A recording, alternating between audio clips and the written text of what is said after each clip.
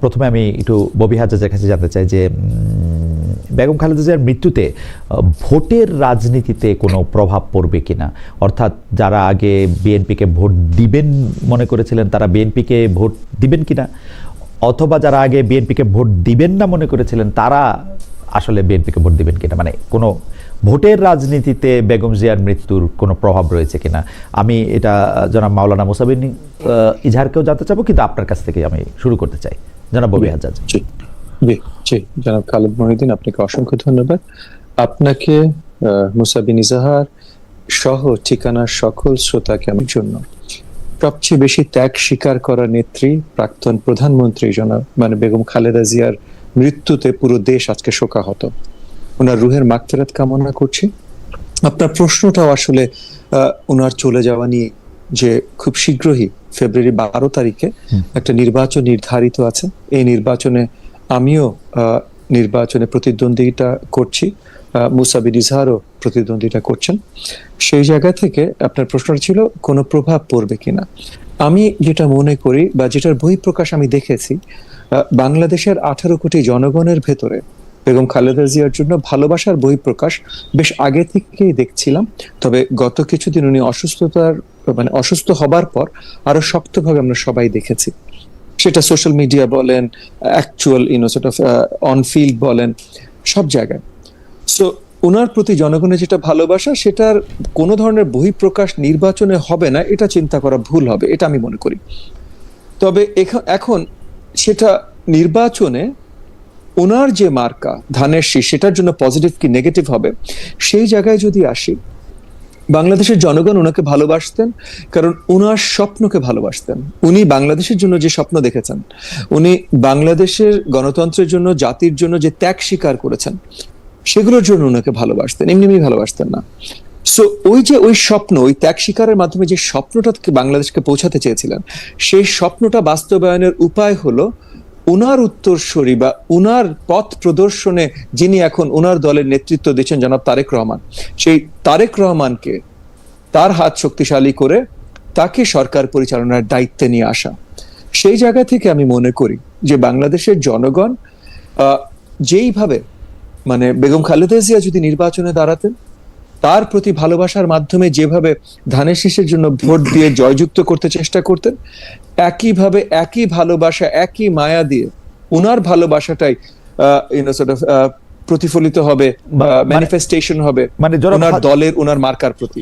জনাব হাজ্জাজ, আপনি মনে করতেছেন যদি কোনো প্রভাব পড়ে তাহলে এটা ইতিবাচক প্রভাবই পড়বে, যেটাকে আমরা সিম্পেথি বলি, বা তার আদর্শকে এগিয়ে নিয়ে যাওয়ার জন্য কোনো নেতিবাচক প্রভাব, যে উনি নাই তো বিএনপি নাই, ওই রকম প্রভাব পড়বে না, এটা এই ধরনের কোনো কিছু করার কোনো কারণ আমি দেখছি না। ওকে, আপনাকে ধন্যবাদ। আমি একটু মাওলানা মুসা বিন ইজহারের কাছে একই প্রশ্ন নিয়ে যেতে চাই, তবে আমাদের একজন দর্শক, তিনি তার নামটি ভালো করে বলছেন না, আমি পড়তে পারতেছি না, TV-XTNIV, উনি বলছেন, আই হেট ইউ কে Mohiuddin, you didn't have say about Osman Hadi. আমার কাছে মনে হয় যে ভাই, আমরা আগের অনুষ্ঠানগুলি যদি আপনি দেখেন তাহলে আপনি দেখবেন যে আমরা ওসমান হাদি, যিনি আসলে মৃত্যুবরণ করেছেন, খুব নৃশংসভাবে তাকে হত্যা করা হয়েছে, তার সম্পর্কে আমরা অনেক কথা বলেছি। হাওয়েভার, আমরা যারা মাওলানা মুসা বিন ইজহার কাছে জানতে চাই যে বেগম খালেদা জিয়ার মৃত্যুতে ভোটের রাজনীতিতে কোনো প্রভাব পড়বে বলে আপনি মনে করেন কিনা, ইতিবাচক বা নেতিবাচক। মাওলানা ইজহার। শুভেচ্ছা জানাচ্ছি। এবং আপনি যে প্রশ্নটা করেছেন, সাবেক প্রধানমন্ত্রী, দেশের অত্যন্ত জনপ্রিয় নেত্রী, গণমানুষের নেত্রী বেগম খালেদা জিয়া আজকে ইন্তেকাল করেছেন দীর্ঘ অসুস্থতার পর। তো এটা আমাদের দেশের জন্য অত্যন্ত বেদনাদায়ক একটা দিন আজকে আমি মনে করি, কারণ তার যে রাজনৈতিক বর্ণাঢ্য যে রাজনৈতিক ক্যারিয়ার, সেই ক্যারিয়ারে তিনি দেশের জন্য, দেশের মানুষের জন্য অনেক কাজ করেছেন। এই কারণেই আল্লাহ উনাকে, উনার শেষ জীবনে আল্লাহ উনাকে সম্মানের সর্বোচ্চ জায়গায় অধিষ্ঠিত করেছেন বলে আমি মনে করি। কারণ সারা দেশের মানুষ আজকে খালেদা জিয়াকে বিএনপির নেত্রী হিসেবে চিন্তা করে না বা দেখে না, ওনাকে বিএনপির ঊর্ধ্বে উঠে সারা দেশের নেত্রী হিসেবে আজকে ওনাকে সবাই দেখছে। তো এটা তার জন্য অনেক বড় পাওনা। আর ওনার ইন্তেকালে স্বাভাবিকভাবেই উনি জীবিত থাকলে, অ্যাক্টিভ থাকলে বিএনপির রাজনীতির জন্য যে সুবিধাটা হতো, বিএনপি হয়তো সেই সুবিধাটা থেকে বঞ্চিত হবে, এটাই স্বাভাবিক। তবে একটা আমাদের যে সংস্কৃতি বা আমাদের যে সামাজিক চর্চা, সেখানে কোনো বড় রাজনৈতিক নেতৃত্বের মৃত্যু এটা একটা ভালো ইম্প্যাক্ট ফেলে বলে আমরা ধারণা করি। সেই হিসাবে বেগম খালেদা জিয়ার নির্বাচনের এই মুহূর্তে মৃত্যুটা, এটা আমার মনে হয় কিঞ্চিত বিএনপির জন্য এটা একটা ভালো দিক হতে পারে। তো যাই হোক, এটা নির্বাচনের রাজনীতি এক বিষয়। আর ওভারঅল বেগম খালেদা জিয়ার যে অতীতের যে ত্যাগ এবং দেশের জন্য উনার যে পরিশ্রম, এবং বিগত ফ্যাসিস্ট সরকারের মাধ্যমে উনি যেভাবে নির্মমভাবে নির্যাতিত হয়েছিলেন, নির্যাতিত হয়েছিলেন অন্যায়ভাবে, সেই সব বিষয়গুলো সামনে রেখে আজকে দেশের মানুষের কাছে উনি অত্যন্ত শ্রদ্ধার পাত্র হিসেবে উনি প্রতিষ্ঠিত হয়েছেন। আমরা উনার ইন্তেকালে দেশের সাধারণ মানুষদের মতো আমরা অত্যন্ত গভীরভাবে ব্যথিত, শোকাহত। আমি আজকের এই অনুষ্ঠানের মাধ্যমে উনার পরিবার, বিশেষ করে বিএনপি নেতা জনাব তারেক রহমান সহ সবাই, আমি তাদের প্রতি সমবেদনা জ্ঞাপন করছি। আমি আপনাকে ধন্যবাদ জানাই, কিন্তু আপনি ভোটের রাজনীতিতে এটার প্রভাব কি দেখেন? মানে আমাদের তো আসলে মানে এটা হয়তো তিনি কালকেই মৃত্যুবরণ করেছেন, আজকে আমরা এটা নিয়ে আলোচনা করছি, এটা অনেক ক্ষেত্রে এই আলোচনাটা একটু নিষ্ঠুর মনে করে, কিন্তু লাইফ গোজ অন। আমাদের আসলে এই ভোট নির্বাচন সবই করতে হবে, মানে আমরা তো আর আটকে থাকতে পারবো না। তো সেই জন্য আমি প্রশ্নটা করতেছি যে আমাদের ভোটের জন্য আমাদের এখন আজকে যদি আমরা ডিসেম্বরের একদিন ধরি, তাহলে পুরো জানুয়ারি মাস 32 দিন, 12, 41, 42 দিন বাকি আছে আসলে নির্বাচনের। তো এটা ভোটের রাজনীতিতে কোনো প্রভাব পড়বে বলে আপনি মনে করছেন কিনা, সেই জন্য আপনাকে প্রশ্নটা করা, ইতিবাচক বা নেতিবাচক। জি, এখানে আসলে মৃত্যুর ধরনটাও একটা প্রভাব ফেলার জন্য একটা বিশেষ কারণ হয়ে থাকে। বেগম জিয়ার যেভাবে মৃত্যু হয়েছে দীর্ঘ অসুস্থতার পর, অনেক আলোচনার পর যেভাবে মৃত্যু হয়েছে, এই মৃত্যুর পরে আমার মনে হয় না যে নির্বাচনী ফলাফলের ক্ষেত্রে ভোটের রাজনীতিতে ব্যাপক প্রভাব পড়বে, এটা আমি মনে করি না। তবে বেগম জিয়ার ইন্তেকাল, বিদায়, এটা স্বাভাবিকভাবে মানুষের অন্তরে দাগ কাটবে, এটাতে সামান্য কিছু প্রভাব পড়তে পারে। তবে এখানে যদি মৃত্যুটা অন্যভাবে হতো, তাইলে হয়তো একটা বড় ধরনের ইম্প্যাক্ট হয়তো পড়তো আর কি। ওকে, আমি সেটাই মনে করি। আপনাকে ধন্যবাদ। আমি জনাব ববি হাজ্জাজের কাছে নতুন প্রশ্ন নিয়ে যাচ্ছি, তার আগে আমাদের একজন দুই তিনজন দর্শকের মতামত একটু পড়তে চাই। একজন উনি শাকিল আল জাবির, উনি বলছেন, খালেদ আপনাকে তো স্যাড লাগতেছে না, আপনি কি আওয়ামী লীগ নাকি? তানবীর আহমেদ, উনি বলছেন যে খালেদ ভাই, আপনি ইদানিং দর্শকের কথা অনেক বেশি মনোযোগ দিতেছেন, সব কমেন্টে রিপ্লাই দিতে হয় না, 20 কোটি মানুষের দেশে সবাই ভদ্র ও সশিক্ষিত হয়ে যাবে, কিভাবে আশা করেন? নিজের কাছে সৎ আছেন কি, তাই যথেষ্ট। কিন্তু আমি মনে করি যারা আমাকে সমালোচনা করছেন বা যারা আমাকে সমালোচনা করেন, তাদের সাথে আমার এঙ্গেজ হওয়া উচিত। দ্যাটস ওয়াই আমি এগুলি একটু এন্টারটেন করি। আপনারা বিরক্ত হলে আপনারা নিজ গুণে ক্ষমা করবেন। যাই হোক, আমি জনাব ববি হাজ্জাজ আপনার কাছে আসতে চাই হচ্ছে যে এটাও একটু প্রশ্ন এরকম, যেটা আমি আসলে মাওলানা ইজাহারের কাছ থেকেও জানতে চাই, কারণ মাওলানা ইজাহারও আসলে বাংলাদেশের রাজনীতিতে নেজামে ইসলামী পার্টির সাথে বিএনপির এক ধরনের একসাথে পথ চলা বা দূর থেকে দেখা সব কিছু মিলিয়ে এইটার একটা কারণ আছে। যে আমি জনাব হাজ্জাজ আপনার কাছে জানতে চাইব যে খালেদা জিয়ার অনুপস্থিতিতে বিএনপির নেতৃত্বের রাজনৈতিক দর্শনে কোনো পরিবর্তন আসবে কিনা? মানে একটা হয় না যে আমরা এরা আলাদা করি, যে ব্লেয়ার এরার পরে এখন যিনি আছেন কেয়ার স্টারমার এরা, এনারা তো আলাদা হন, বা এমনকি ব্লেয়ারের ঘনিষ্ঠ বন্ধু গর্ডন ব্রাউনও টনি ব্লেয়ার থেকে একটু আলাদা ছিলেন। তো এইটা আপনি আসলে কি দেখেন, মানে রাজনৈতিক দর্শনের দিকে দলটার নেতৃত্বে বা দলটার আদর্শে আপনি কোনো তফাৎ দেখেন কিনা বেগম জিয়ার অনুপস্থিতি? না, সার্টেনলি যেটা হবে যে জেনারেশনাল একটা ডিভাইড আছে। বেগম খালেদা জিয়া যে জেনারেশনের, এবং ওনার পাশে যারা দাঁড়িয়েছে, মানে ওনার যে স্ট্যান্ডিং কমিটি ছিল বিএনপির, আমরা যদি বিএনপি একটা পার্টি হিসেবে ডাইসেক্ট করি, ওনার যে স্ট্যান্ডিং কমিটি ছিল বিএনপির, এটার সাথে একটা জেনারেশনাল ডিভাইড আছে জনাব তারেক রহমানের। এবং যদিও স্ট্যান্ডিং কমিটিতে অনেক সিমিলার ফেসেস, বা তখনও সিনিয়র নেতা ছিল, এরকম অনেক ফেসেস আছেন, বাট তারাও অনেক বয়োজ্যেষ্ঠ। সো সামনের রাজনীতি আমি ধরেই নিচ্ছি, আমি জানি না, তবে আমি ধরে নিচ্ছি, আন্দাজ করে নিচ্ছি, অনুমান করে নিচ্ছি যে অনেক ভিন্ন হবে। Having said that, core ideological যে পজিশনস, বিএনপির কোর আইডিওলজিক্যাল পজিশনস কিন্তু তৈরি হয়েছিল শহীদ প্রেসিডেন্ট জিয়াউর রহমানের ওখান থেকে। বাংলাদেশে জাতীয়তাবাদ, মধ্যম পন্থা, ফরেন পলিসি মানে economic policy, foreign policy, political ideology, এই সব কিছু কিন্তু বেগম খালেদা জিয়ার উনার পুরো টেনিউরে উনি কখনো অরিজিন অফ বিএনপি মানে শহীদ প্রেসিডেন্ট জিয়াউর রহমান যেটা এস্টাবলিশ করে গেছিলেন ওই আইডিওলজি থেকে উনি কখনো কোনো ভিন্ন মাত্রায় যাননি।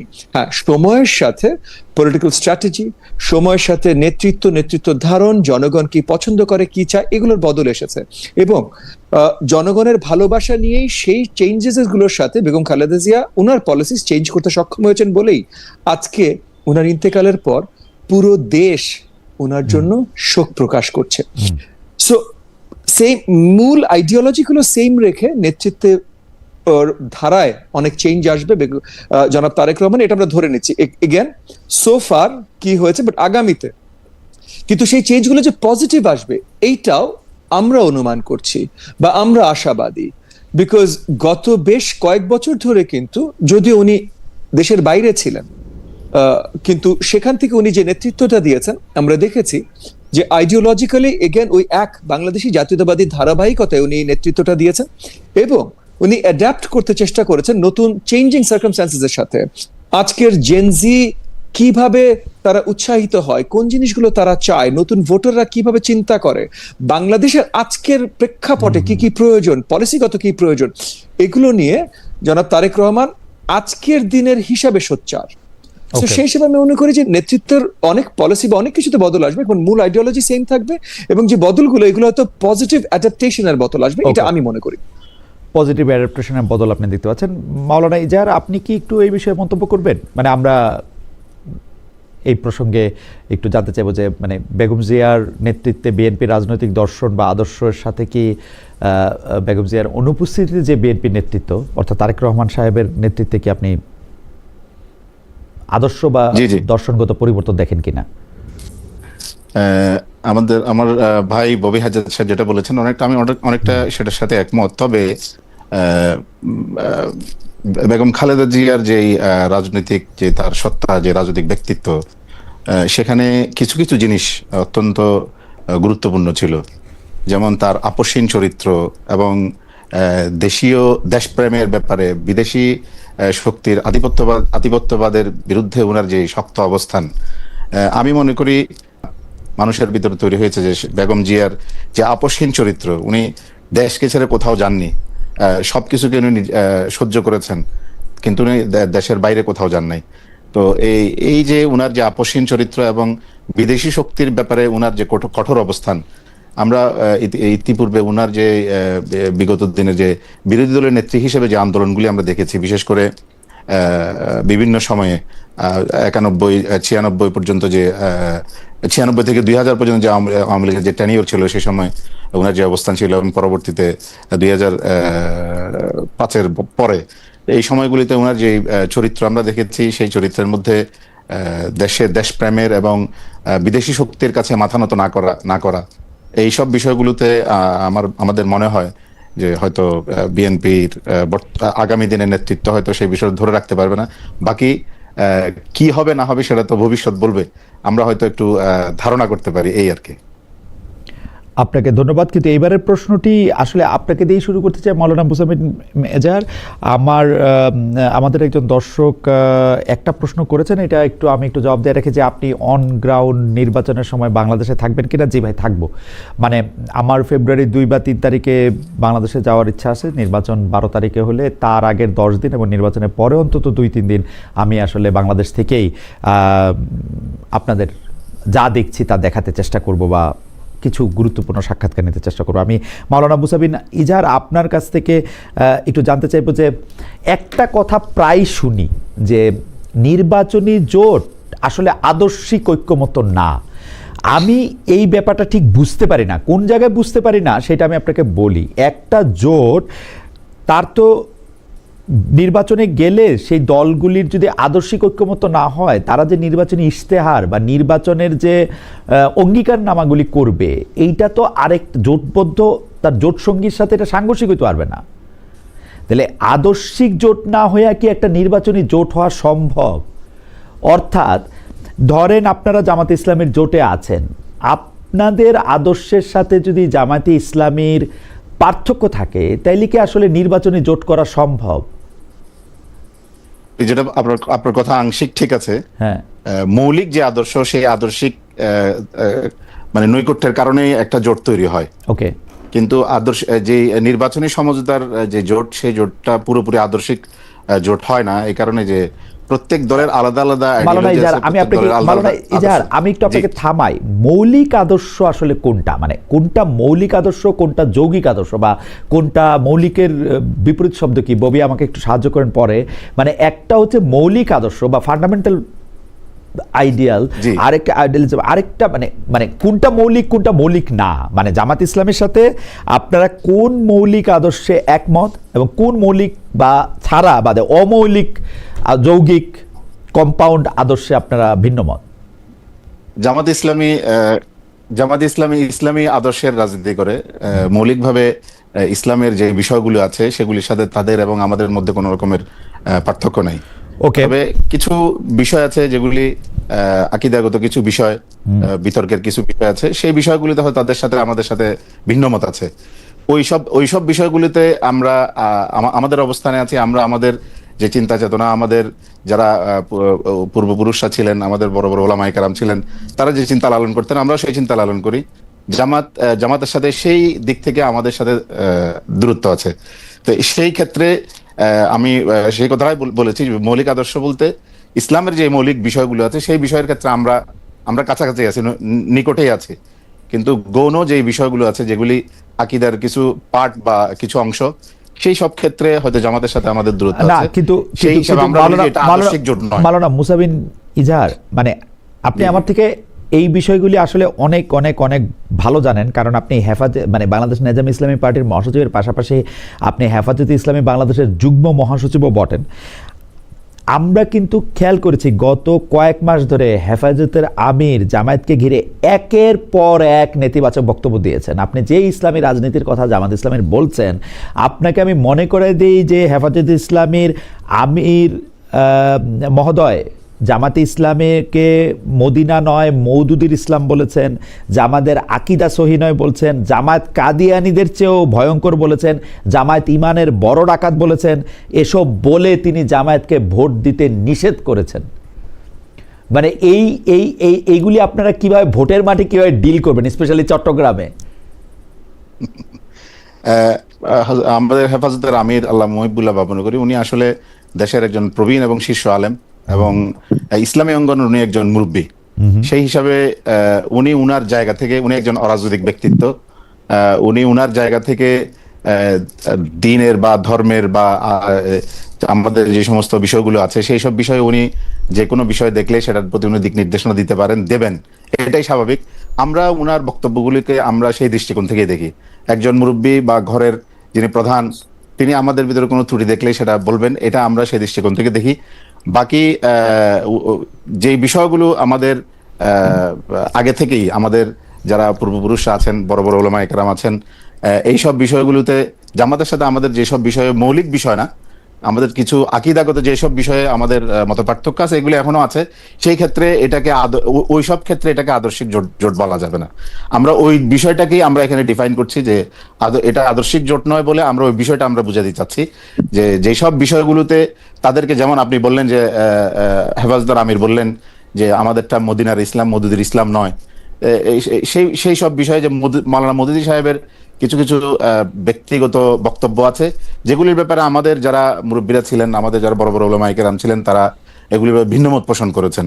আমরা সেই সব বিষয়গুলিকে আমরা এখানে ডিফাইন করছি যে আমরা রাজনৈতিকভাবে সমঝোতার ময়দানে থাকলেও, নির্বাচনের ক্ষেত্রে আমরা সমঝোতা করলেও, আমাদের যে বিষয়গুলো আছে এই বিষয়গুলোর ব্যাপারে আমাদের যে আগের যে অবস্থান, আমরা সেই অবস্থানে এখনো আছি। সুতরাং এটাকে আদর্শিক জোট বলা যাবে না, এটা একটা নির্বাচনী সমঝোতা। আমি আপনার কাছে আসবো, কিন্তু ধরেন রাজনৈতিক ইসলাম আর অরাজনৈতিক ইসলাম তার আলাদা হইতে পারে না। আকীদায় যদি সমস্যা থাকে তাহলে রাজনৈতিক ভাবেও থাকবে, অরাজনৈতিক ভাবেও থাকবে। এখানে রাজনৈতিক ইসলাম আর অরাজনৈতিক ইসলামের বিষয় না, মানে এখানে মাওলানা আল্লামা মুহিবুল্লাহ বাবুনগরীর যেহেতু অরাজনৈতিক বক্তব্য, উনার interpretation of an Islamic party আর আপনার ইন্টারপ্রিটেশন অফ ইসলামিক পার্টি আলাদা হয়ে গেছে, কারণ উনি অরাজনৈতিক, আপনি রাজনৈতিক। না না না এটা কি না না ভালো না, হইলো এখানে কাজটা? না না, এখানে বিষয়টা সেরকম না। উনার যে বক্তব্য, উনার বক্তব্যের মধ্যে মৌলিকভাবে উনি যে কথাগুলি বলেছেন যে জামাতের সাথে আমাদের যে আকীদাগত যেসব পার্থক্যগুলি আছে, এগুলি মৌলিক কোনো বিষয়ে তাদের সাথে আমাদের আকীদাগত কোনো পার্থক্য নাই। ওকে, এখানে কিছু বিষয় আছে, যেমন সাহাবাদের বিষয় আছে, নবীদের ব্যাপারে কিছু কথা উনি বলেছেন। এই ধরনের কিছু বিষয় আছে যেগুলির ব্যাপারে আমাদের বক্তব্য এবং উনাদের বক্তব্য মধ্যে ভিন্নতা আছে। ওকে। সেই ক্ষেত্রে আমরা আমাদের স্বকীয় যে অবস্থান আগে যেটা ছিল, আমরা সেই অবস্থানের উপরে এখনো আছি, আমরা সেই কথাটাই আমরা বলি। এবং আল্লাহ মহবুবুল্লাহ বাবনগী সেই বিষয়টাকে হয়তো একটু বোল্ডলি উনি উপস্থাপন করেছেন ওকে। উনার জায়গা থেকে। আচ্ছা, আপনাকে ধন্যবাদ। আমি একটু জনাব ববি হাজ্জাজের কাছে আসবো আমার প্রশ্ন নিয়ে। এর মধ্যে হচ্ছে যে MTN1004 উনি বলেছেন যে খালেদ, আপনার চুলকানি বেশি, একই প্রশ্ন আপনি মামুনুল হককে করেছিলেন, জানা উত্তর বারবার প্রশ্ন করেন আপনি বিভ্রান্তি ছড়ানোর জন্য।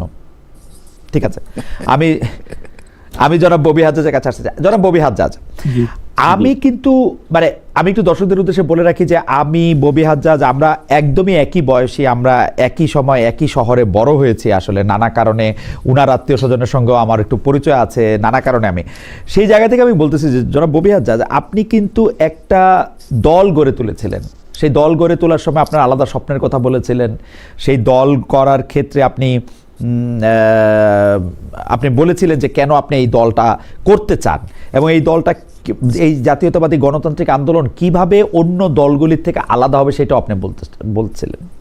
কিন্তু আপনি সেই দলটি থেকে পদত্যাগ করে বিএনপিতে জয়েন করলেন, শুধু বিএনপির নমিনেশন পাওয়ার জন্য দলটারে আপনি বিলুপ্ত করলেন। মানে এইটা কি আপনার এক ধরনের রাজনৈতিক, মানে আমি এটাকে কি বলবো, মানে এজ এ ফ্রেন্ড এটা আমি আপনাকে বলতে পারি, এইটা কি আপনার এক ধরনের রাজনৈতিক আত্মহত্যা হইল কিনা, বা আপনি নিজেকে রাজনৈতিকভাবে ব্যাংকরাপ্ট ঘোষণা করলেন কিনা? আচ্ছা, প্রথমত আমি একটু পরিষ্কার করি, আমার বন্ধু প্রতিম এবং ভাই খালেদ মহিউদ্দিন একটু আপনার ইনফরমেশন একটু ভুল আছে। প্রথমত দল বিলুপ্ত হয়নি, দলের জায়গায় আছে কৌশলগত কারণে, এবং এটা বারংবার মানে সকল ইন্টারভিউতে সব জায়গায় আমি পরিষ্কার করেছি। কৌশলগত কারণে নির্বাচনের জন্য আমরা ধানের শীষ মার্কায় যেন নির্বাচন করতে পারি, তার জন্য আমি সাময়িক দল থেকে পদত্যাগ করে আপনার মানে লিগ্যাল যে হ্যাসেল গুলো আছে, লিগ্যাল যে টেকনিক্যালিটি গুলো আছে ধানের শীষ পাবার, সেই টেকনিক্যালিটি গুলো ফলো করে ধানের শীষ মার্কা নিয়ে নির্বাচন করতে যাচ্ছি। এবং এটা এগেন আমি বারংবার পরিষ্কার করেছি। আমার দলের অংশীদার অনেকে আছেন, আমাদের দলের যে আদর্শ, সেই আদর্শ থেকে আমরা কোনোভাবেই সরে আসিনি। তবে আমরা যখনই জোটের অংশীদার হই, মানে বাংলাদেশ জাতীয়তাবাদী দলের নেতৃত্বে জোটের অংশীদার হই, তখন আমরা ইডিওলজিক্যাল স্ট্যান্স দেখেই অংশীদার হই যে বৃহত্তর আইডিওলজিজ যেগুলোতে আমরা বিশ্বাস করি, সেন্ট্রিস্ট বা আমি একটু মাঝখানে একটু প্রশ্ন করে রাখি জনাব হাজ্জাজ, মানে একটু করে যাই যে আপনি কি মনে করেন যে ধানের শীষ মার্কাটা যদি আপনি না নিতেন, আপনার দলের মার্কায় যদি আপনি নির্বাচন করতেন, তাহলে আপনি নির্বাচনে জয়লাভ করার সম্ভাবনা আপনার কমে যেত? এই জন্যই আপনি ধানের শীষ মার্কাটা নিলেন, দলে যোগ দিয়েও হইলেও নিলেন। জি জি জি, দেখেন আমি আপনাকে একটা সত্যি কথা বলি, হ্যাঁ, অনেক কিছু অনেকভাবে রিপ্রেজেন্ট করা যেতে পারে, এবং এগেন আপনিও করতে পারেন, কোনো অসুবিধা নেই। আমরা যখন নির্বাচনে যাব, এটা আমি যেটা বিশ্বাস করি, আমার বিশ্বাস অনেকের কাছে ভুল মনে হতে পারে, কিন্তু আমার দলের নীতি নির্ধারণের জায়গায় যারা আছেন তারা আমার সাথে একমত হয়ে আমাকে এটা পারমিট করেছেন বলে আমি আজকে এটা করতে পেরেছি। আমি যেটা বিশ্বাস করি, না না, তাদের ভেতরে আমি ছিলাম, তাদের সকলে মিলে সম্মিলিতভাবে এই ডিসিশনটা হয় যে জোটের পক্ষ থেকে যে সিট দেওয়া হবে সেই সিটে আমাদের ধানের শীষ নিয়ে যাওয়াটাই সবচেয়ে শ্রেয়। সো ওই ডিসিশনের মাধ্যমেই কিন্তু আমি দলের থেকে পদত্যাগ করে বিএনপি জয়েন করেছি সাময়িকভাবে এই নির্বাচনের জন্য, এবং এটা স্ট্র্যাটেজিক। আবার পরিষ্কার করি যে নির্বাচন আমরা স্পেশালি দেখেন, নির্বাচন হওয়া উচিত জনসেবার কম্পিটিশন, কিন্তু তৃতীয় বিশ্বে এটা হয়ে ওঠে ক্ষমতার কম্পিটিশন, এবং একদম ক্ষমতার মানে লোয়েস্ট কমন ডিনোমিনেটর ক্ষমতার কম্পিটিশন। এই ক্ষমতার কম্পিটিশনের আরেকটা নাম হলো যুদ্ধ। All's fair in love and war. আপনি যদি যুদ্ধে চলে গেছেন, তখন ওই যুদ্ধে বিজয় লাভ করা, আপনি সঠিক বিশ্বাস নিয়ে যুদ্ধে যেতে হবে, এবং যুদ্ধে যে আপনি অন্যায় কিছু করবেন যেটাও ঠিক না, বাট ন্যায়ের মধ্যে থেকে যা কিছু করা সম্ভব, যুদ্ধে জিতবার আপনার দায়িত্ব। মানে আমি কোন জায়গা থেকে বলছি, জনাব হাজ্জাজ, আমি কোন জায়গা থেকে বলছি আমি বলি, আপনার কাছে যেটা ন্যায় মনে হইতেছে, আমার কাছে এটা ভয়ঙ্করতম অন্যায় মনে হইতেছে। কেন আমার কাছে অন্যায় মনে হইতেছে? কারণ এই যে মার্কা কেমন এই আদর্শের ক্ষেত্র, আমি খুব মানে বিএনপির আদর্শের সঙ্গে আপনার আদর্শ বা যে আদর্শের কথা আপনি আপনার ছাত্রদের বলেছেন, ছাত্রছাত্রীদের বলেন, যে আদর্শের কথা বলে আপনি আরেকটা দল করলেন, সেই আদর্শের সঙ্গে বিএনপির মিল, আপনি একটা শব্দ যেটা আমি যুদ্ধে নামছি সেজন্য আমাকে এটা করতে হবে, আমি ন্যায়ের পক্ষে আছি, এইটা একটু বেশি হইলো কিনা জনাব হাজ্জাজ? না, আচ্ছা খালেদ, কয়েকটা জিনিস আপনাকে আমি পরিষ্কার করি। প্রথমত, আমি ছাত্রছাত্রীদের যখন পড়াই, আমার পলিটিক্যাল আইডিওলজি নিয়ে আমি তাদের সাথে কথা বলি না। আমি রাষ্ট্রবিজ্ঞানও যখন পড়াই, তখন রাষ্ট্রবিজ্ঞানে আইডিওলজি মানে কি, কোন আইডিওলজিটার মানে কি, এগুলো বলি আমার দলের জন্য, যেন মানে কেউ আমার ক্লাসরুমে এসে প্রভাবিত না হয় আমার সাথে রাজনীতি করবার, সেটার আমার সবসময় একটা প্রচেষ্টা থাকে। কারণ ক্লাসরুম একটা আনবায়াসড একটা ইনস্টিটিউশনাল একটা জায়গা। সেখানে যখন আমি ঢুকি, তখন আমি শিক্ষক হিসেবে ঢুকি, তখন আমি রাজনৈতিক কর্মী হিসেবে ঢুকি না। আমার দলের আইডিওলজি নিয়ে আমি কখনো ক্লাসরুমে কথা বলি না। এটা আগে পরিষ্কার করে নিলাম, কারণ আপনার শ্রোতাদের ভিতরে অনেক ভুলভ্রান্তি থাকতে পারে যে আমি ক্লাসরুমে হাজার হাজার ছাত্রছাত্রীদের সাথে বসি, তাদেরকে আমি কনভার্ট করতে চাই। কারণ অনেকে আছেন ভাই বাংলাদেশে যারা ক্লাসরুমে ঢুকে বা লেকচার দিয়ে কনভার্ট করতে চেষ্টা করে। আমি অ্যাক্টিভলি চেষ্টা করি সেটা যেন না হয়, সেটা পরিষ্কার করে নিলাম আগে। এবার আসেন যে জিনিস আমি বলছিলাম যে বড় দাগে আইডিওলজি, কারণ ছোট ছোট দাগে সব আইডিওলজি যদি সেম হতো তাহলে আমার আলাদা রাজনৈতিক দল সৃষ্টি করার কোনো প্রয়োজন পড়তো না। কিন্তু বড় দাগে, মানে আমি বলছি বেসিক ইকোনমিক পলিসি যে আমরা সেন্ট্রিস্ট, আইডিওলজিক্যাল মানে পলিটিক্যাল আইডিওলজি যে আমরা সেন্ট্রিস্ট, এগুলোতে বিএনপির সাথে আমাদের অনেক মিল আছে, বাংলাদেশি জাতীয়তাবাদ অনেক মিল আছে, হুবহু সেম না ভাই, অনেক মিল আছে। আচ্ছা, তো অনেক মিল আছে বলে আমরা জোটে গেছি। এইটা হলো সব আইডিওলজিক্যাল ডিসিশন, যে দেশের জন্য কি ভালো, জোটের জন্য কি ভালো, কাদের সাথে আমরা আইডিওলজিক্যালি যেতে পারি, কাদের সাথে কাজ করে আমরা মনে করি দেশের ভালো নিয়ে আসতে পারবো, এগুলো সব পলিটিক্যাল আইডিওলজিক্যাল ডিসিশন। এই সব ডিসিশন হয়ে গেছে। এরপরে সেই নির্বাচনেও আমরা চেয়েছিলাম আমরা ওই যে জোটের মার্কা নিয়ে নির্বাচন করব। হঠাৎ করে নিশিরাতে সরকার, এবং আমরা মনে করি সরকার প্রভাবিত হয়ে, কার দ্বারা প্রভাবিত এটা নিয়ে আর লম্বা আলোচনা করলাম না, সরকার প্রভাবিত হয়ে নিশিরাতে হঠাৎ করে আরপিও চেঞ্জ করে দিলেন। আমাদেরকে সময়ও দিলেন। আমরা যখন প্ল্যানই করেছিলাম যে আমরা জোটের মার্কা নিয়ে জোটের রাজনীতিতে যাব, তখন হঠাৎ করে লাস্ট মোমেন্টে যখন এই কাজটা করলেন, আমরা দুটো জিনিস পরিষ্কারভাবে খেয়াল করলাম। একটা হলো যে আমাদের মার্কার পরিচিতি সঠিকভাবে হয় নাই। যেহেতু সঠিকভাবে হয় নাই, তাহলে যেই মার্কার সবচেয়ে বেশি পরিচিতি আছে, যুদ্ধে জয় লাভ করবার জন্য ইনশিওর করতে হবে তাহলে আমরা সেই মার্কায় যেন যেতে পারি। আরেকটা জিনিস হলো দ্বিতীয় কক্ষ, উচ্চ কক্ষ তৈরি হচ্ছে, রেফারেন্ডাম হচ্ছে, তারপর উচ্চ কক্ষ, যদি হ্যাঁ ভোট জয়যুক্ত হয় উচ্চ কক্ষ হবে। উচ্চ কক্ষে কোন মার্কায় কত ভোট আছে সেটার ভিত্তিতে আনুপাতিক হারে সিট ডিভিশন হবে। তো সেইখানে আপনি যদি একটা জোটে 10টা মার্কায় 10টা ভেঙে যায়, তাহলে আবার ওইখানে ভোটের কমতি, ওইখানে চলে আসবে। না, সেই সবই ঠিক আছে, যুক্তিদের আমার পয়েন্টটা শেষ হলো, তারপর আপনি বলেন যে আমি ভুল কি, কারণ আমি ভুল হতেই পারি ভাই, কিন্তু আমি যেটা সঠিক মনে করি আমি সেটা করছি, সেটার ব্যাখ্যা দিতে চেষ্টা করছি। এখন আসেন যুদ্ধে গেলাম। যুদ্ধে আমি মনে করি যে আগামীর বাংলাদেশ, যেই বাংলাদেশ আমরা গড়তে চাই, সেখানে কোনো ধরনের এক্সট্রিমিস্ট ফোর্স যেন ক্ষমতার আশেপাশে না যেতে পারে, এটা আমাদের একটা দায়িত্ব। এটা আমি মনে করি ভাই। আপনি বলতেই পারেন না কোথায় এক্সট্রিমিস্ট ফোর্স, এটা ভুল চিন্তা করছেন, এগুলো সব হতে পারে।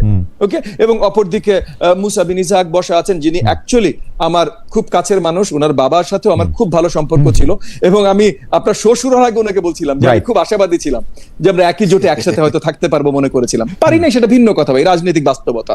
ওনারা ভালো কিছু দেখেছেন অন্য সাইডে, সেটা ভিন্ন ইস্যু। বাট যে জায়গাটা আমি বলছিলাম, সো এখন আমি যেটা বিশ্বাস করি যে তাহলে সঠিক বাংলাদেশকে সঠিক পথে নিতে হলে আমি যে জোটে আছি, এই জোটটা জয়যুক্ত হওয়া অত্যন্ত গুরুত্বপূর্ণ। সেইখানে তাহলে আমার ইগো, আমার কনফিডেন্স, এটা irrelevant. What are the facts?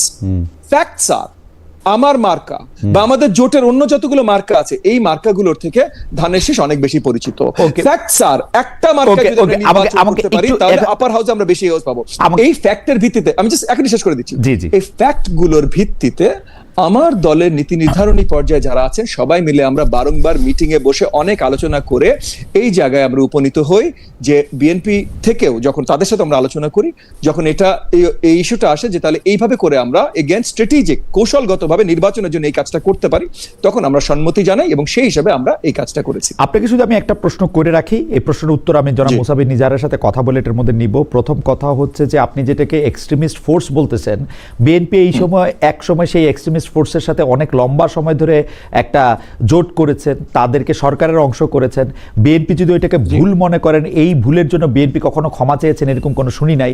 আজকেও যদি জামায়াতে ইসলামী তার সাথে একটা জোট করে, তাহলে জামায়াতে ইসলামী আর এক্সট্রিমিস্ট ফোর্স থাকবে না, আপনি বাইরে আসলে আপনি হয়ে যাবেন হচ্ছেন এক্সট্রিমিস্ট ফোর্স। তো সেগুলি তো আসলে মানে গোলপোস্ট পাল্টায়। আপনি গত 15 বছর ধরে যেসব কথা বলছেন, আমি আপনার কাছে পরে আসবো, আপনি গত 15 বছর ধরে যেসব কথা বলছেন, যেসব কথাগুলি আমি শুনছি, দর্শকরা শুনছে, আপনি যেসব কথা লিখছেন, ক্লাসরুমের কথা আপনি বাদ দেন, যেসব কথা আপনি লিখছেন, আপনার একটা সিট পার্লামেন্টের একটা সংখ্যা, আপনার জন্য একটা এমপি হওয়া, আমি তো 300 এমপি, আওয়ামী লীগের 300 এমপির মধ্যে 350 লোককে চিনতাম না, মানে তারা আমার কোনো মানেই তৈরি করে নাই। আপনিও আরেকটা বিএনপির এমপি তৈরি হয়ে আরেকটা কি মানে আপনি তৈরি করবেন? বিএনপি বিএনপির মতোই থাকবে, আপনি আপনার মতো থাকবেন কিনা আমি জানি না। আমি আপনাকে এই প্রশ্নটা করবো যে আপনি খালি একটা সংখ্যা বাড়ানোর জন্য, আপার হাউসে আপনার পার্সেন্টেজ বাড়ানোর জন্য বিএনপির এইটা যে করলেন, এইটা আপনি আদর্শের সাথে আপনি ন্যায় কেমনে মনে করতেছেন, যুদ্ধ কেমনে মনে করতেছেন, আপনি আমার আরেকটু ব্যাখ্যা দিবেন।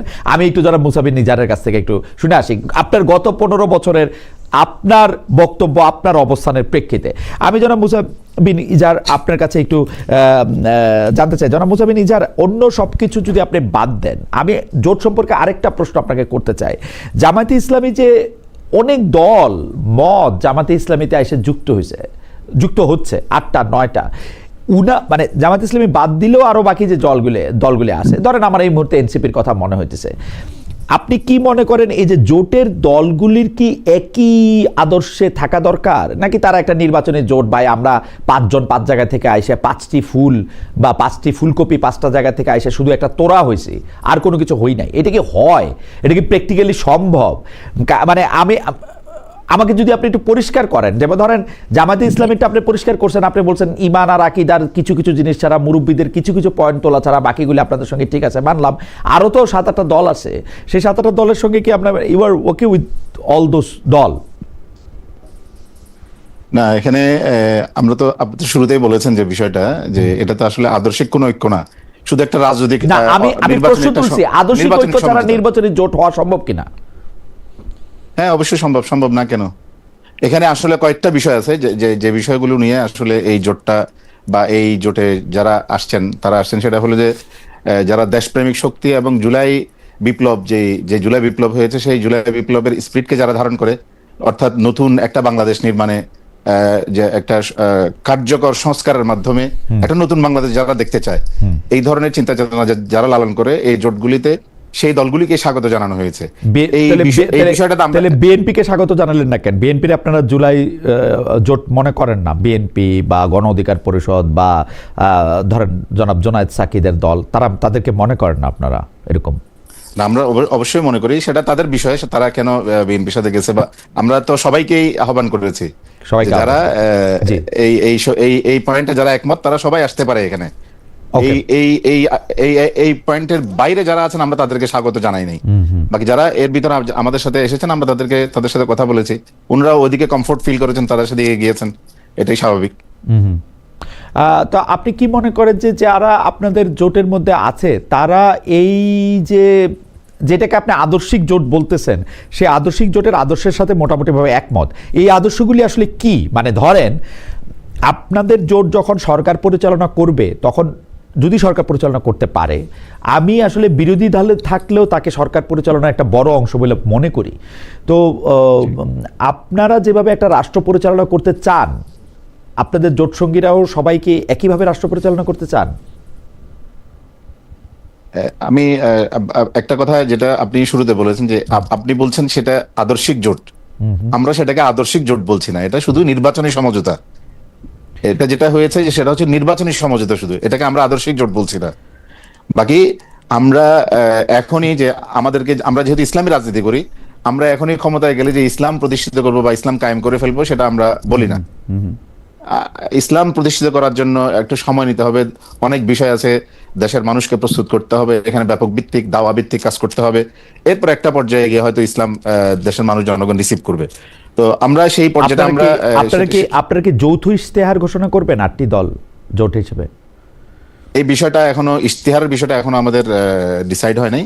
হয়তো যৌথ ইশতেহার ঘোষণা হতে পারে, যেহেতু একটা জোট হবে, তাহলে একটা যৌথ ইশতেহার ঘোষণা হতে পারে, বাকি এটা এখনো চূড়ান্ত সিদ্ধান্ত হয়নি, কিন্তু সময় আছে এখন। কিন্তু আপনারা এটা ঠিক করেন নাই যে আপনারা আসলে ইসলামী শরিয়া ভিত্তিক একটা রাষ্ট্র পরিচালনা করবেন, এটা আপনারা ঠিক করেন না এখনো?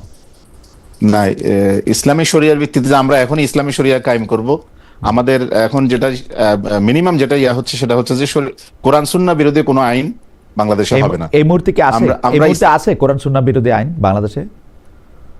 কোরআন সুন্নাহ বিরোধী কোনো আইন আমরা যদি ভবিষ্যতে দেশের এই মুহূর্তে আছে জনগণ কিনা? এই জোটকে, এই মুহূর্তে আছে কিনা? এই মুহূর্তে থাকতে পারে, সেটা আমি এখন এখানে পরিষ্কার করতে চাই না। আমরা যদি ক্ষমতায় যাই তাহলে কোরআন সুন্নাহ বিরোধী আইন থাকলে, মাওলানা ইজাহার, কোরআন সুন্নাহ বিরোধী আইন থাকলে আপনি এটা পরিষ্কার কেন করবেন না?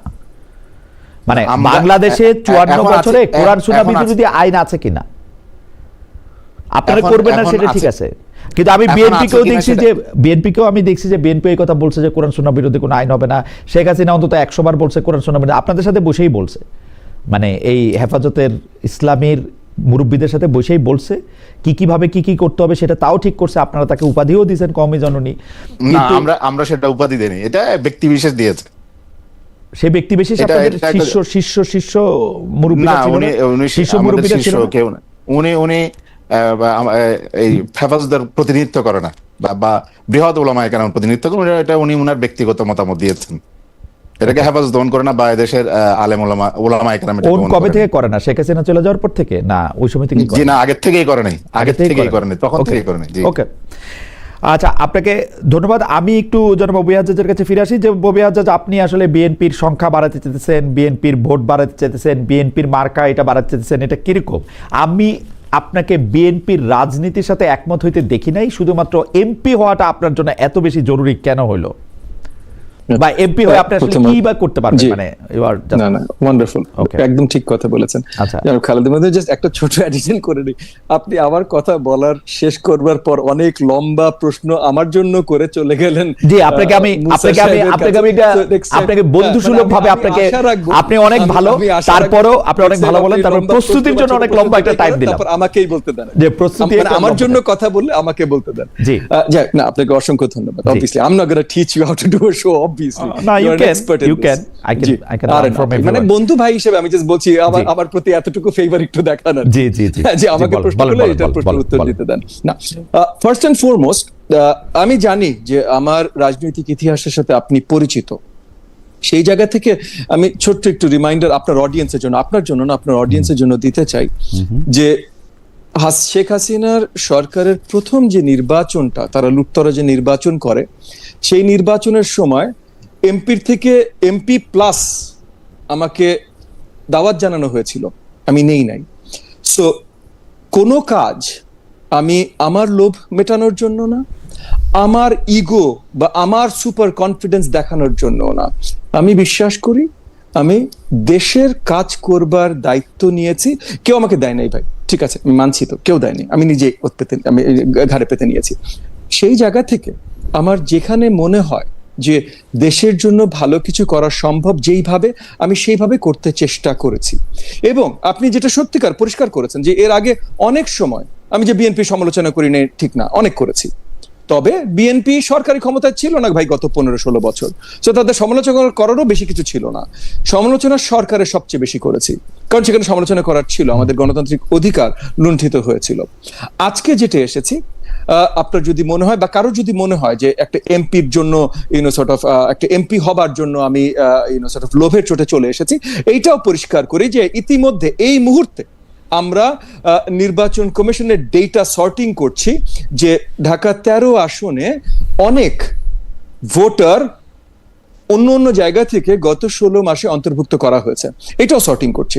এটা সর্টিং করা মানে কি? মানে ইন দ্য সেন্স যে ভাই সহজে কেউ জিতে যায় না কোনো নির্বাচন, এবং ধানের শীষ মার্কা নিয়েও আরো সহজে জিতে যাব, এটাও সত্যি না। আমরা যেটা মনে করেছি যে আগামী সরকার, এবং এগেন আমি মুসার কাছে ক্ষমা চেয়ে নিচ্ছি, মুসা আপনার কাছে ক্ষমা চেয়ে নিচ্ছি, খালেদ আপনার কাছে ক্ষমা চেয়ে নিচ্ছি, এবং বাকি সবার কাছে ক্ষমা চেয়ে নিচ্ছি যে আমি কাউকে এক্সট্রিমিস্ট বলছি, কিন্তু আমার কাছে যেটা মনে হচ্ছে আমি সেটা বলছি ভাই।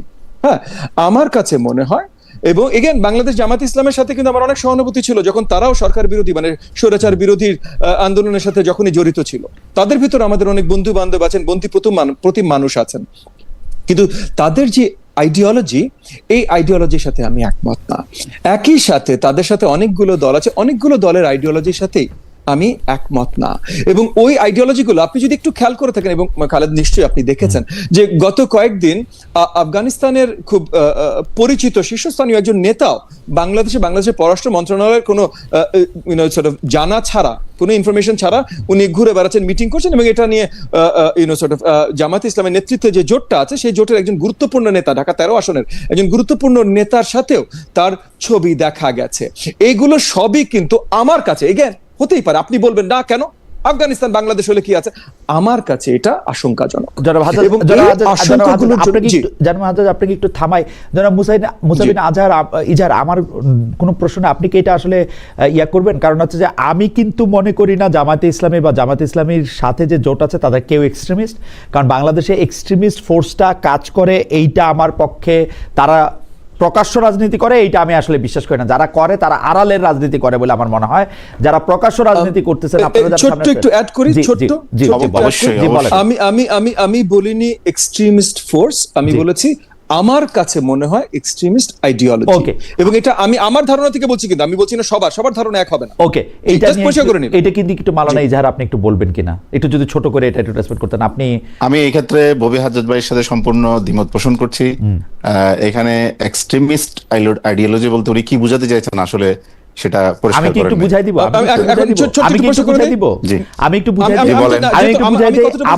আমাদের আমি বলছি লিবারেল ডেমোক্রেসি থেকে ভিন্ন। এখানে হয়তো এক্সট্রিম শব্দটা অন্য কেউ ব্যবহার করবেন, এজন্য আমি কিন্তু পরিষ্কার করেছি লিবারেল ডেমোক্রেসি থেকে কোনো কিছু ভিন্নতাকে আমি একটু চেষ্টা করি, কারণ ববি হাজ্জাজ একটু একাডেমিক জায়গা থেকে হয়তো একটু বলছেন, আমি একটু সাধারণ মানুষের জায়গা থেকে বলি। আমি আপনাকে বলি, বাংলাদেশ ইসলামী ছাত্র শিবিরের মনোনীত, যেটা জামাত ইসলামী সহযোগী সংগঠন বলে আমরা জানি, তাদের পক্ষ থেকে যারা বাংলাদেশের বিশ্ববিদ্যালয়গুলি লিড করেছেন, আমরা গত এক সপ্তাহে তাদেরকে কোনো একটা সংস্থা জ্বালিয়ে দেওয়ার কথা বলতে শুনেছি প্রকাশ্যে, তারা এটা গোপনও করেন নাই। আরেকজনকে দেখছি উনি ছাপা হওয়া পদত্যাগপত্র নিয়ে ঘুরে বেড়াচ্ছেন, যে আপনি এই শিক্ষকতার সময় আপনি এই করেছেন, এখন এই পদত্যাগপত্র সাইন করেন, আপনি ক্লাস করতে হলে আমাকে জিজ্ঞেস করে করবেন। এগুলি আমাদের কাছে এক্সট্রিমিজম মনে হয়। আমাদের কাছে কোনগুলি এক্সট্রিমিজম মনে হয় সেগুলো আমি আবার বলি, যে যখন কোনো নারী নেতৃত্বের প্রতি কটাক্ষ করে, তাকে অসম্মান করে, নেতৃত্ব বা সাধারণ মানুষের প্রতি যখন কোনো কথা বলা হয়, তখন আমরা এটাগুলিকে এক্সট্রিমিজম মনে করি। আমি কিন্তু মনে করি, আবার বলি, আমি কিন্তু মনে করি জামাত ইসলামী সহ আপনারা জোটরা এইটার সাথে নাই, যারা আছেন তারা আলাদা। কিন্তু আবার যখন দেখি ইসলামী ছাত্র শিবিরের ওই দুইজন আছে, আবার আমরা যখন দেখি যে জামাত ইসলামীর কেউ কেউ এরকম করে কথা বলেন, এত চিৎকার করে টকশোতে কথা বলেন, আপনাদের কথা বলতে এসে আমি আমি আমি আমি আমি আমি ভয় পেয়ে যাই। আমার কাছে মনে হয় যে বাপরে বাপরে, মানে টেলিভিশন দিয়েই একটা, তো এইটা সম্পর্কে আপনি একটু বলবেন কিনা? সরি, আমি একটু লম্বা বলে ফেললাম। অবশ্যই, আসলে বিষয়টা যদি দায়িত্বশীল জায়গা থেকে আপনি যে কথাগুলি বললেন, এই কথাগুলি যদি দায়িত্বশীল জায়গা থেকে এসে থাকে, তাহলে আমরা সেটাকে গ্রহণ করতে পারি বা সেটাকে আমরা ধরতে পারি। কিন্তু ছাত্র সংগঠনের কোন নেতা কি বললো না বললো সেটাকে দিয়ে যদি আপনি পুরা জোটটাকে মাপেন, একটা পুরো দলকে যদি মাপেন, তাহলে তো সেটা সেই দলের সাথে বা সেই জোটের সাথে অন্যায় করা হয় না। তো ও তো আরো আরামেই আছে, ওকে তো আর কয়দিন পরে প্রমোশন দিয়া আপনি যার কথা বলছেন সেটা ছাত্র শিবিরের বিষয়। ছাত্র শিবির তো আর আমাদের জোটের অংশীদার না বা এই জোটের অংশ না। সুতরাং আমি মনে করি, আর এক্সট্রিমিজম এই শব্দটা আসলে আপনি যেভাবে বললেন যে সাধারণ মানুষ যেটা সেটাকে যেভাবে নেয়, এটাকে ভালো অর্থে নেয় না। সুতরাং আমি মনে করি যে এই ধরনের শব্দগুলো পরিহার করা দরকার।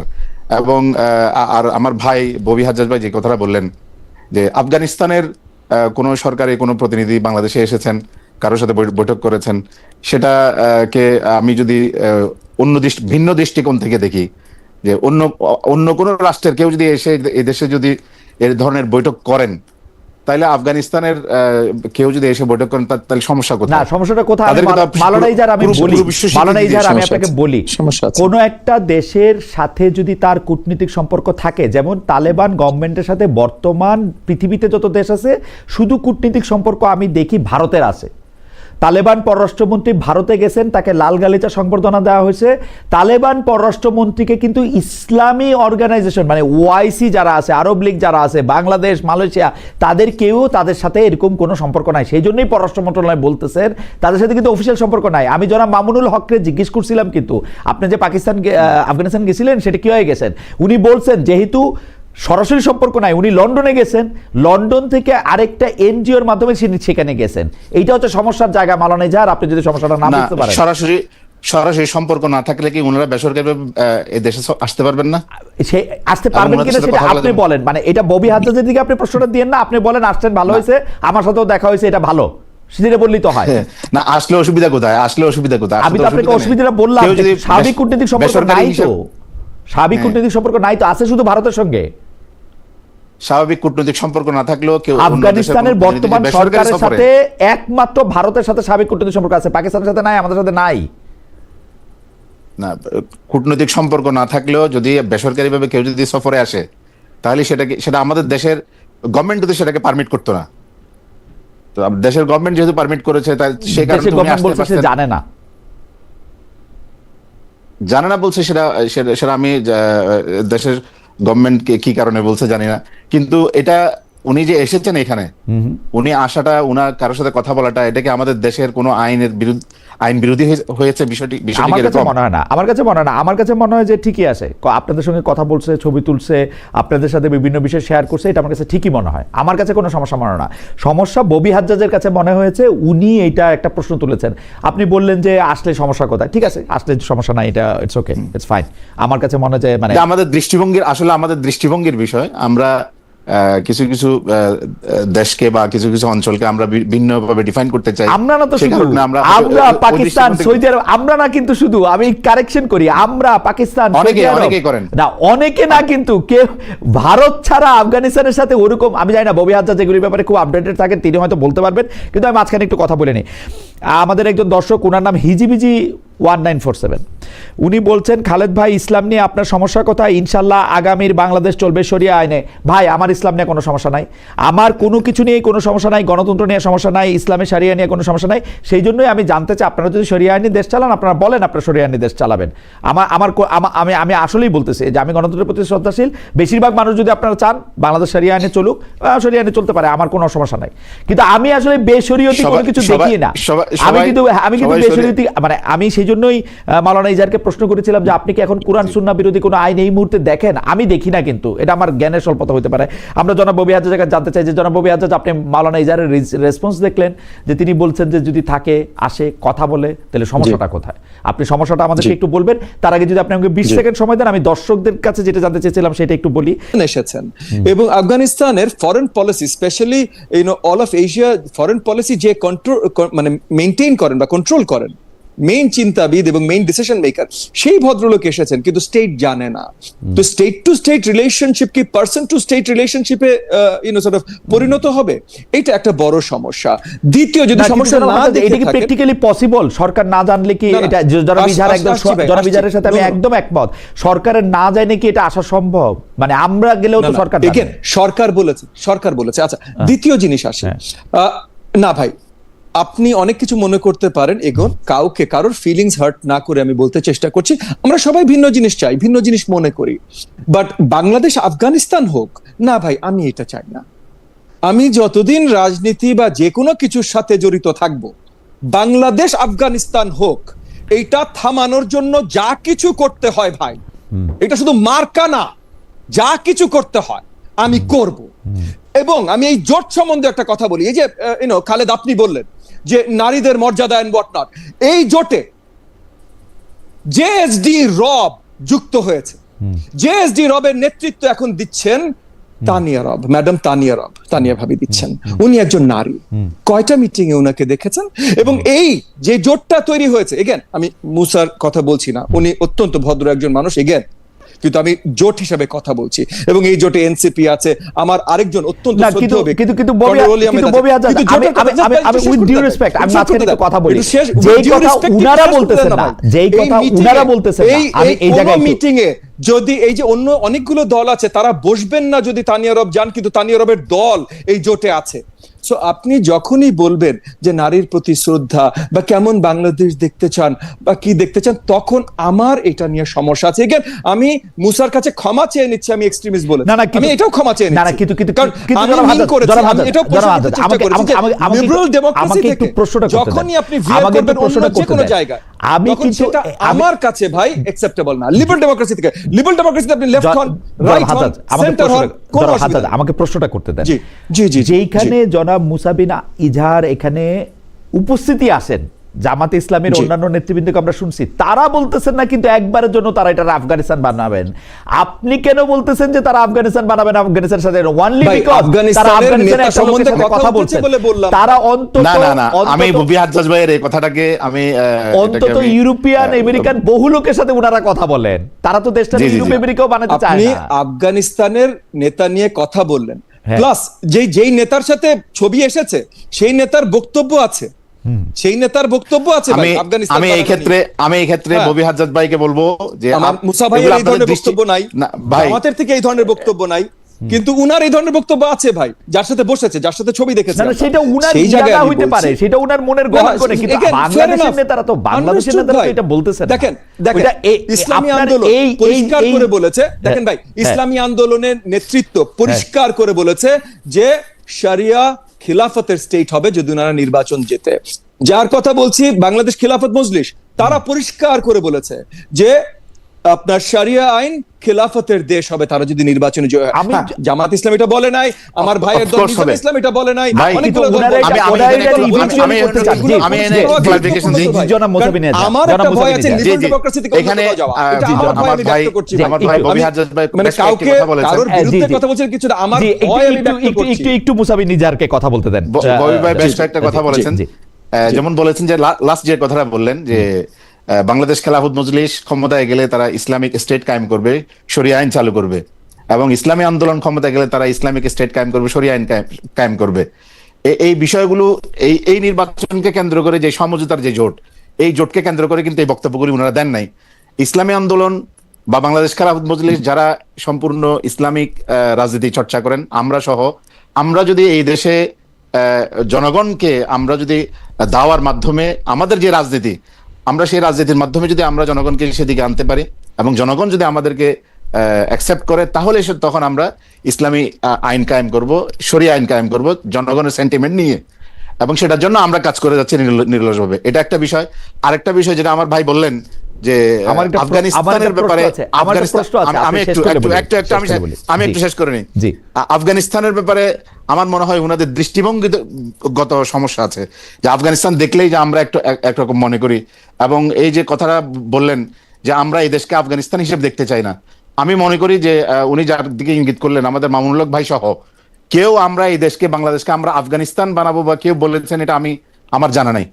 আমরা কেউ ভাই, দরকার হলে আমি আপনাকে পাঠিয়ে দিব। আমরা আপনাকে খালেদ আমরা সাহেবকে বাংলাদেশকে ভিডিও পাঠিয়ে বাংলাদেশ দিব। হিসেবে দেখতে চাই, আমরা বাংলাদেশকে আফগানিস্তান হিসেবে দেখতে চাই না, আমরা এই দেশটাকে আলহামদুলিল্লাহ, গড়তে চাই। আলহামদুলিল্লাহ। যারা মনে এই না, সব এটার জন্য আপনি বক্তব্যগুলি দেয় অভিনন্দন কারা? পাবেন, কিন্তু আমার এটা প্রশ্নের জবাব দেন তো মাওলানা মুসাবিন ইজহার। ধরেন বাংলাদেশে এখন পলিটিক্যালি অন্যরকম একটা গভর্নমেন্ট আছে যারা শারিয়া সাপোর্ট করে না, কথার কথা, কিন্তু বাংলাদেশে আমি কোরআন সুন্নাহ বিরোধী কোনো আইন দেখি না, কিন্তু পৃথিবীর যেই সব দেশে ইসলামিক আইনই নাই, মুসলমানদের সংখ্যাগরিষ্ঠতাও নাই, সেইখানে গিয়া একটা মুসলমানের শরিয়া মানতে তো কোনো অসুবিধা হয় না। বাংলাদেশে কেন এটা রাষ্ট্রীয়ভাবে নিশ্চিত করতে হবে? যেইখানে বাংলাদেশে কোরআন আছে, এই মুসলমানদের জন্য মাননীয় সর্বোচ্চ আইন, সেখানে বাংলাদেশের লোক চুরি, বাটপারি, বদমাইশি এগুলি করে কেমনে? মানে আপনি রাষ্ট্র দিয়ে এই আইন করার আগে আল্লাহই তো আইন দিয়ে রাখছে, প্রত্যেকটা ঘরে ঘরে সেই আইনের বই আছে, তারপরে করে কেমনে চুরি বাটপারিগুলা, মিথ্যা কথাগুলি বলে কেমনে, ভাইয়ের সম্পত্তি নেয় কেমনে? যে প্রশ্নটা আপনি করেছেন একটা ডিফারেন্ট আলোচনা। না না, এই আলোচনাটা আপনি করেন কেন? আমি আপনার বলতেছি, আপনি বলতেছেন যে বাংলাদেশের মানুষরা শারিয়া আইন চাইলে বাংলাদেশে শারিয়া আইন হবে। শারিয়া আইন তো ওর চাওয়ার দরকার নাই, শারিয়া আইন তো অলরেডি আছে, কোরআন তো আছে, ওইটা ফলো করে না কেন? কই আছে? না না, কোরআন তো আছে, ও চুরি করার সময় নাই, কোরআনে নাই যে তুই চুরি করতে পারবা না, ও করে কেন? সেটা আছে, সেটা তো জনগণ বা সাধারণ মানুষ সেটাকে সেভাবে অ্যাকসেপ্ট করতেছে না। কে বলছে আমরা সেভাবে চর্চা করছি না। কে বলছে আমরা শরিয়াকে বাংলাদেশে যারা, বাংলাদেশে আমার ডেটা শুনেন, বাংলাদেশে যারা সরকারি চাকরি করতেছে তাদেরও 90% মুসলমান এবং তাদেরও 90% ঘুষ খাচ্ছে। এখানে কিছু বিষয় আছে, আমরা ইবাদতের ক্ষেত্রে মনে করেন যে আমাদের যে মানে প্র্যাকটিস, আপনি আলাদা শরিয়া আইন করে তাকে কেন আমার শরিয়া আইনে কিন্তু কোনো প্রবলেম নাই, আমি আবার বলি আমার শরিয়া আইনে কোনো প্রবলেম নাই, কিন্তু আমার শরিয়া মানতে শরিয়া আইন লাগে না। আমেরিকায় আছি, এখানে শরিয়া আইন নাই, কিন্তু আমি কিন্তু চুরি করি না, যেহেতু চুরি করা ধর্মে নিষেধ। না, চুরি না করা এক জিনিস, আবার চুরি করলে চুরির শাস্তি দেওয়া, না না, শাস্তির কথা আপনি বাদ দেন, শাস্তি তো বইয়ে আছে। তো আমি তো কইতেছি যে আমি মুসলমান, তাহলে আমি চুরি, ঘুষ, সুদ এগুলি কেমনে করতেছি? আমরা তো বলছি যে আমরা টোটাল শরিয়াকে আমরা রাজনৈতিক যে গোল আমাদের, সেই গোল যদি আমরা অর্জন করতে পারি, তখন আমরা টোটাল শরিয়াকে আমরা কার্যকর করব। টোটাল শরিয়া সেটা তো একটা ভিন্ন বিষয়। না, টোটাল শরিয়া নিয়ে আপনার সঙ্গে আমার একটা আলাদা আলোচনা হবে, কারণ টোটাল শরিয়াতে আলাদা আলোচনা, টোটাল শরিয়াতে আপনি অনেক কিছু এটার সাথে অন্তর্ভুক্ত করতে পারবেন। এবং টোটাল শরিয়া বলতে কি বোঝায়, কোন দেশে আছে, কোন সময় ছিল, কোন সময় থেকে আপনি এটা শুরু করবেন, সেগুলি না বহু ঝামেলা আছে। আমি বলতেছি এই যে আলোচনাটাই ভিন্ন বিষয়। হ্যাঁ, আমরা 90% মুসলমান, তো আমাদের জন্য তো আইন আছে। আমরা যদি আইন মানার ক্ষেত্রে সত্যবাদী হইতাম, তাহলে আমি কেমনে মুসলমান হয়েও এই অন্যায়গুলি করতেছি আপনি আমাকে বলেন না। আমি আইন আদালত রিপোর্ট করতে গিয়ে দেখছি 90% দেওয়ানি মামলা হচ্ছে আপন ভাই, বোন, বাবা মার বিপক্ষে। মানে সেই কারণেই তো আমরা আর কি, এই কারণেই তো আমরা জনগণকে শরিয়া আইনের আওতায় আনার জন্য আমরা এই কারণে মানুষের ভিতরে শরিয়ার প্রতি সাপোর্ট আছে, কিন্তু শরিয়াকে চর্চা করার বা দ্বীনকে চর্চা করার, ইসলামী আইনকে চর্চা করতে হলে রাষ্ট্রীয় আইন লাগবে। আপনি যে কথাটা বলছেন, একজন মানুষ চুরি করবে কেন, মিথ্যা কথা বলবে কেন, এই বিষয়গুলি তো মানুষ সাধারণভাবে মানুষ তো এটাকে পালন করে না, বা মিথ্যা কথা বললে বা চুরি করলে আল্লাহরে ভয় পায় না, এখন জামাতে ইসলামের ভয় পাবে না। জামাত ইসলামকে কেন ভয় পাবে? কারণ জামাত ইসলাম এখন প্রেসিডেন্ট, কারণ জামাত ইসলাম এখন প্রধানমন্ত্রী না, নেজাম ইসলামী এখন প্রধানমন্ত্রী, এইজন্য আল্লাহরই ভয় পায় না, নেজাম ইসলামের ভয় পাবে। মানুষের ভিতরে সেই বোধটা আমাদের তৈরি করতে হবে, মানুষের ভিতরে সেই বোধটা আমাদের তৈরি করতে হবে। আমরা সেটা নিয়েই আমরা কাজ করছি। এইটার জন্য আপনার দাওয়াতের মাধ্যমে আমাদের সেই বোধটা আমাদের তৈরি করতে হবে, যাতে করে মানুষ সেই শরিয়ার সেই স্পিরিটটাকে মানুষ একদম রুট লেভেল পর্যন্ত ধারণ করে। এইটার জন্য রাষ্ট্রীয় ক্ষমতা কতটা জরুরি?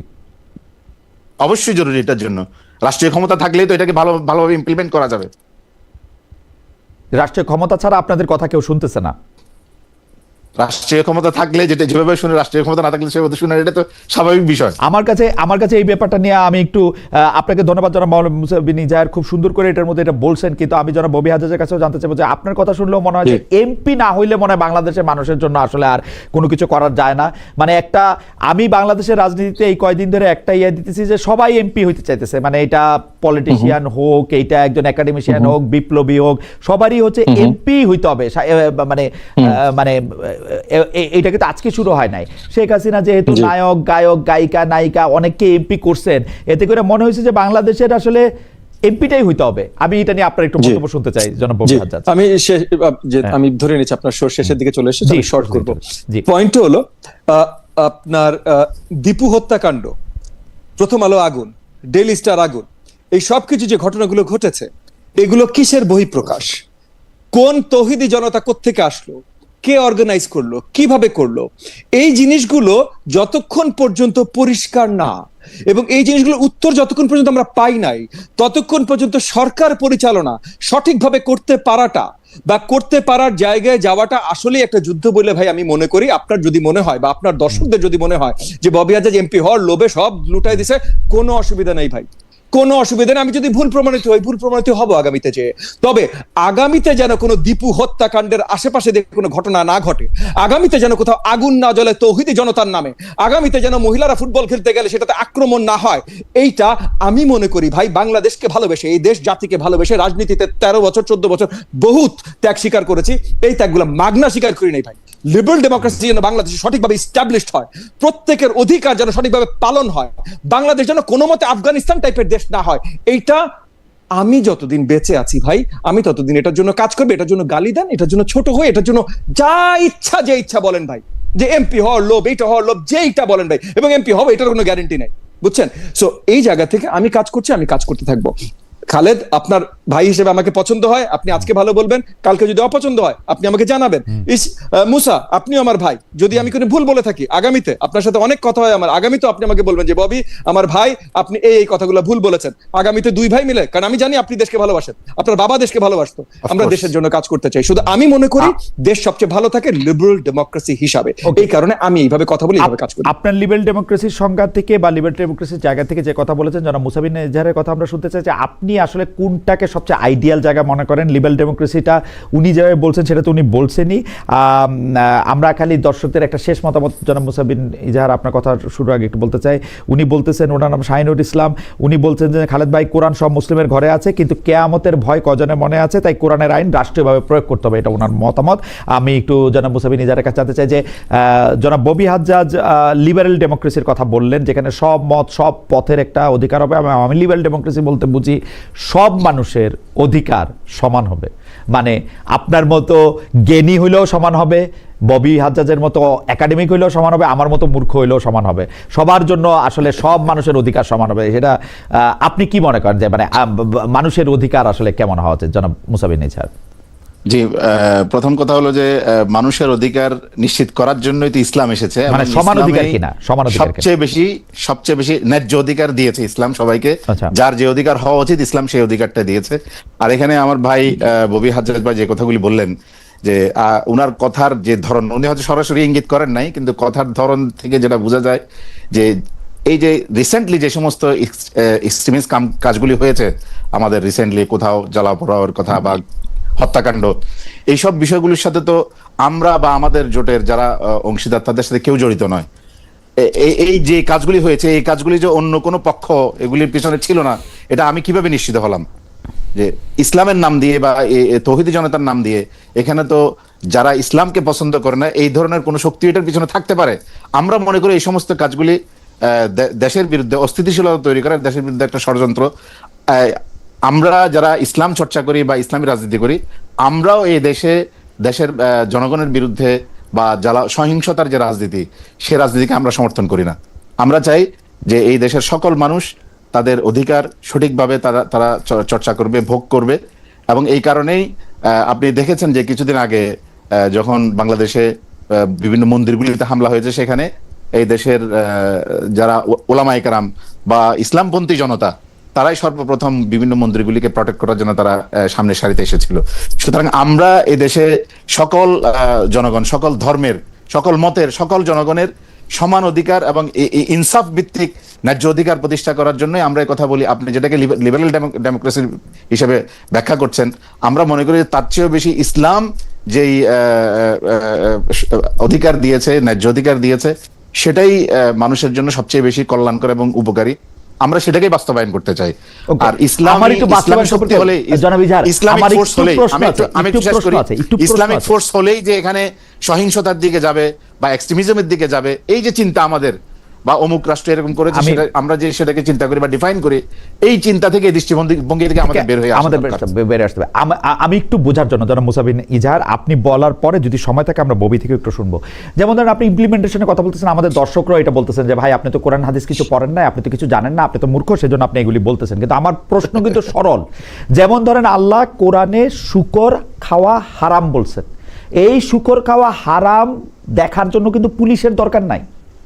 আমরা শুকর কেউ আমাদেরকে ভুলে খাওয়ায় ফেলে, গলায় আঙ্গুল দিয়ে বমি করে ফেলি, কোনো একটা জায়গায় শুকর আছে দেখে 3 দিন আপেল খায় থাকি, কথার কথা বলতেছি, প্র্যাকটিসিং মুসলমানরা। ওইটার জন্য কিন্তু পুলিশ দরকার নাই। তো আল্লাহ যখন কইলো চুরি করা হারাম, আল্লাহ যখন কইলো ঘুষ খাওয়া খারাপ, আল্লাহ যখন কইলো সুদ খাওয়া হারাম, তখন এটার জন্য পুলিশ লাগবে কেন? এইটা ইমপ্লিমেন্টেশন করতে রাষ্ট্রীয় আইন কেন লাগবে? এইটা ইমপ্লিমেন্টেশন করতে আমার বই কেন যথেষ্ট না? আপনি কি এইটা আমাকে একটু বলবেন? মানে আমার শুকর খাওয়া হারাম, এইটা তো আপনি আমার পুলিশ দিয়ে দেখেন না, তো আমাকে দেখেন। আপনি তো এই বোধটা জনগণকে দিতে পারেন নাই, এই শিক্ষাটা জনগণকে দিতে পারেন নাই। কারণ আমাদের শিক্ষা ব্যবস্থাটা তো, আপনি যেই চেতনার কথা বলতেছেন, সেই চেতনা তো আমাদের শিক্ষা ব্যবস্থা ধারণ করে না।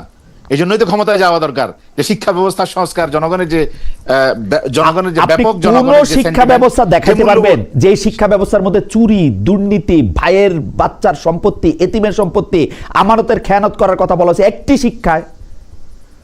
না, বলা হয় নাই, কিন্তু ইসলাম বা কোরআন যেভাবে সুন্দর করে উপস্থাপন করেছে বা মানুষের ভিতরে ইসলামী শিক্ষার মাধ্যমে এই চেতনাটা নৈতিকতাটা যেভাবে ভালোভাবে প্রসারিত হয়, সেটা তো অন্য শিক্ষা ব্যবস্থায় হয় না।